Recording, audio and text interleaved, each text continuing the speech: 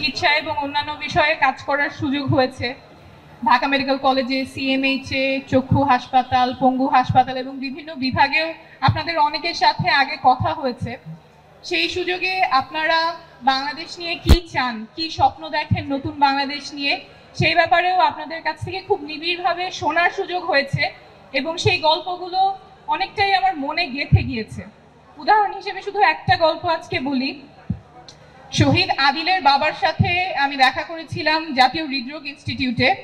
ওনার bypass surgery হয়েছে, বুকের একটা বড় সার্জারি হওয়ার পরে উনি বাড়ি ফিরে যাচ্ছিলেন, তার আগে ওনার সাথে দেখা করতে গিয়েছিলাম। তখন উনি শহীদ আদিলের কথা, ও কি করতো, ওর কি ভালো লাগতো, যেই দিন ও শহীদ হয় তার আগের দিন ওর চিন্তাগুলো কি ছিল এবং নতুন বাংলাদেশে ওর স্বপ্ন কি ছিল সেটা নিয়ে তিনি কথা বলছিলেন এবং নতুন বাংলাদেশে শহীদ আদিলের বাবা এবং মা তারা কি চান সেটা জানতে চাচ্ছিলাম।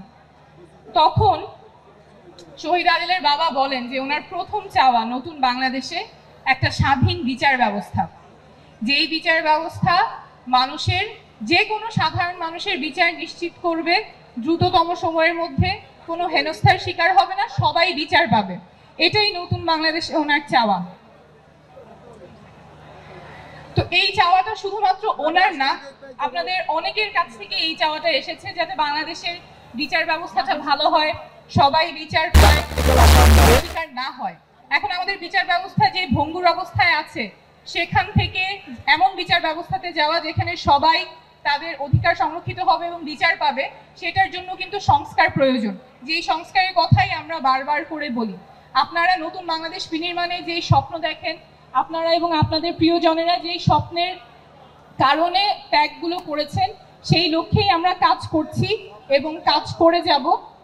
আপনাদের সাথে আমাদের সবসময় যোগাযোগ থাকবে। আমাদের পার্টি থেকে একটা বিশেষ টিম থাকবে যারা সার্বক্ষণিক আপনাদের সাথে যোগাযোগ রাখবে এবং আপনাদের যে প্রয়োজনগুলো আছে সেগুলো আমরা শুনবো এবং সেইগুলোর জন্য কাজ করব।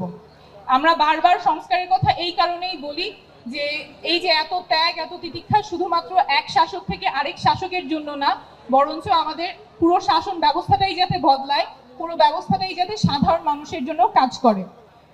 পথটা অনেক লম্বা, এই পথটা আমরা সবাই একসাথেই চলবো, একসাথেই লড়বো এবং আমরা সবাই মিলে এবার অবশ্যই বাংলাদেশটাকে পাল্টাবো এবং শীঘ্রই পাল্টাবো, একসাথে পাল্টাবো।